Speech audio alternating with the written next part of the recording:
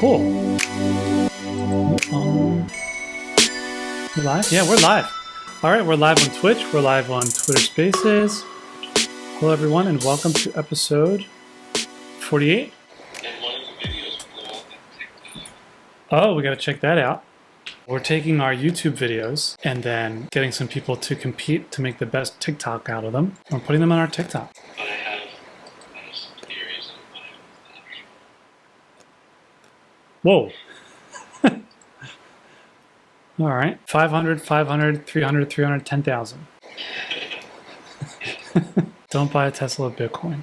Did we get ratioed? We have like 5 comments and 1,000 hearts and 10,000 views. Okay. What are the thoughts?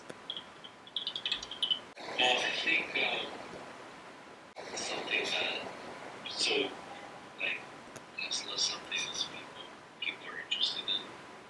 Also, it's like the image of the wheel at the beginning is more attractive than just like a screen. Especially like a screen. It's like very fast pacing, which tends to be better with TikTok. And lots of different relevant images better than they would with buzzwords. So who is this person? I got their names in each one of them. This is Mammoet Digital. They all get that treatment? No. You gave them all different hashtags and mentions. Okay, well that's not Well, you know, take the unfair advantage, right? I mean, I gave them the whole video. I said, go find whatever you want to blow up. Yeah. that signals more that also signals that they're able to find a good group. I got some fun news topics here. If we don't get Q&A, let me drop it into the... Squares has a promotion just announced today. It's No Gas November. Normally it costs gas to personalize your squares, but all gas is being rebated up to some limit for November only. You want to get in while supplies last. We got a huge mooncats on the top. That looks awesome. Straight to OpenSea. Mooncat Rescue. Faux show. And then, painfully, I'm watching this octagon finally get filled in. Tick, tick, tick, tick, tick. One by one. There's a batch function. You can personalize these like 20 at a time or 100 at a time. But nope, they're going one by one. One square. And it refreshes every hour. So every hour you're like, click, click, click. What's it going to be? I like how it's got the edges too. I like how the edges are rounded. This looks solid. But then it looks like they went out to dinner and then stopped for a little bit. Building suspense. Yeah. I don't even know. 24 followers. Seems like a low number for 10,000. You get 1,000 likes in the video and 24 followers. Again, I have no idea how to compare these. All right, we'll keep doing it. Keep seeing what happens.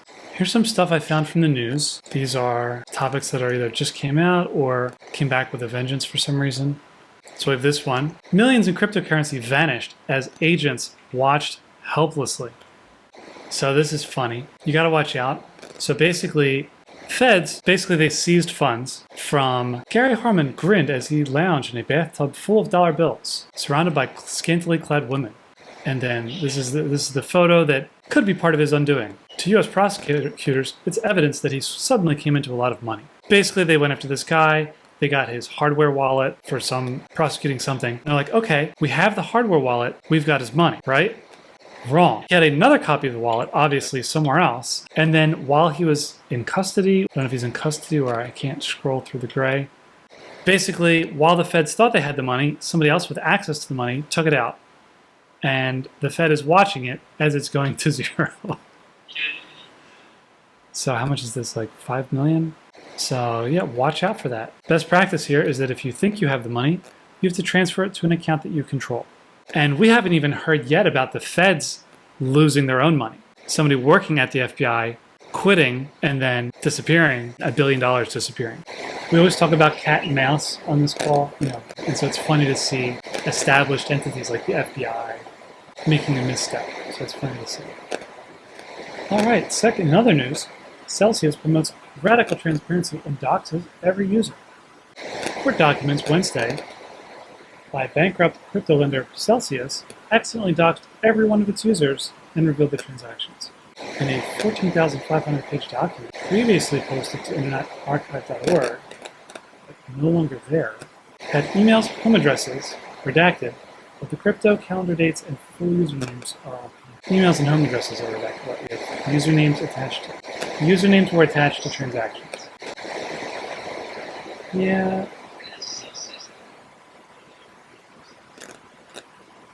Well, you start an exchange, the feds call you, and they're like, okay, give us a list of your customers for the Bank Secrecy Act. And you're like, what? And they're like, yeah, remember that law? And you're like, hold on. And then you go update your terms of service, effective immediately.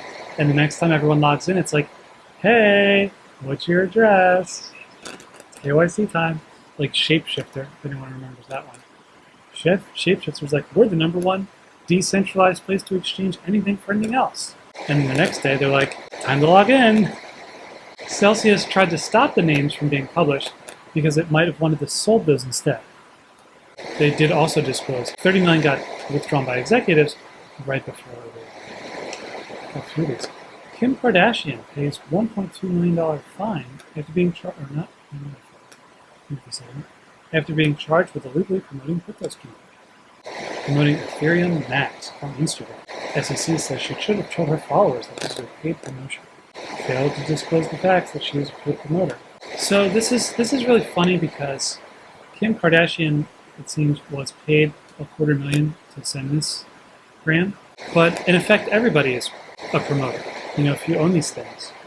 As of now, what we're watching the feds go after are people that are specifically paid money, some dollar amount, to send a specific tweet. That's what they're currently going after. I think there's a lot more laws being broken, and they're only going after famous people.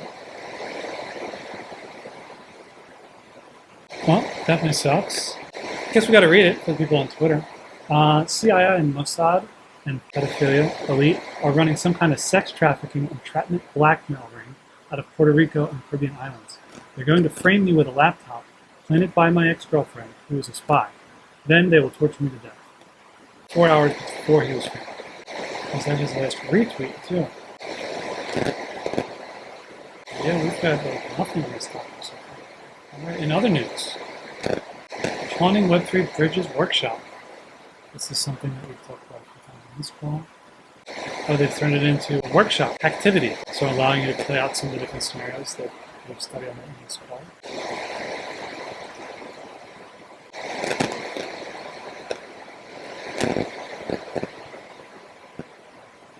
Transaction, just so let's go with the source code transaction.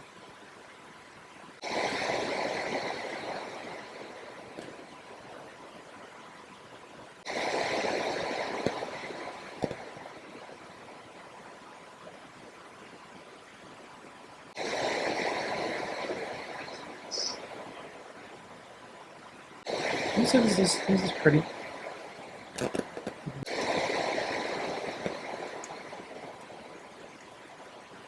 Sometimes I see tools come out and they're really just like a copy and paste of something else. And this is clearly at least a little nicer than something else that I've seen. Sanctions violations. U.S. Treasury fines crypto exchange Bitrex $25 million, $29 million over years-long sanctions violations. Record fines from the U.S. Treasury Department over lack of sanctions controls between 2014 and 2017. They can raise suits. We're only looking at federal suits. We're not even looking at people that are assaulted. I've seen a couple of those lawsuits. Bitrex allegedly facilitated $263 million in sanctioned transactions. Despite implementing blocks on sanctioned individuals, the firm allegedly did not have a program to screen sanctioned jurisdictions like Syria or Crimea up until 2017. Wow, so they're getting in trouble. They did block the addresses they were supposed to block, but not the regions. Those are still in play too, but there's so much obvious fraud that you don't even have to go after the people that are like a little bit frauds. Crypto scam victims seek to hold a Coinbase responsible for their losses. Thousands of people have lost 10, if not hundreds of millions of cryptocurrency when gangs of sophisticated scammers whisk their money out of their accounts. I believe they're saying that they lost millions in cryptocurrency, not millions in dollar valuations of cryptocurrency that they kept. I mean, we got to draw distinctions too. So Black Tuesday, my understanding was that what really caused it was the leverage. And so this was people taking on margin and then getting margin call. I mean, at least when you have a margin call, in some telling of the story, the buyer's at fault too for having agreed taking out margin. For crypto, there's a lot going on. There's people that know they're not doing things that are accredited investments. Know that they're, is it accredited? Do they know it's accredited? There's this saying that if you buy an unaccredited investment, you're getting a free coin. So you could buy it and you could sell it back. Other than that, you have custody. When you ask Coinbase to hold your asset, you're not a bank, so they could lose it. Theoretically, that's your risk too. I don't know what the theory is. Yeah, that was the exchange's fault. I guess they would call that Dow Jones Industrial's fault. They failed to properly update the index fast enough. Like something that it's like literally an Excel file with 5,000 columns, and it couldn't average them fast enough. I was doing a review for Tron. I was comparing Tron versus Ethereum. And I was reading through the terms of service. I was reading through the terms of service for MetaMask versus Tron and comparing them. And obviously when I record that for YouTube, I'm going to speed it up like 50x. But this is something that somebody's got to do. It might not make sense now, but these are insurance policies. Right now, oh, I don't care, I'm clicking. And then after you lose money, you're going back to like, what did I agree to? How do I?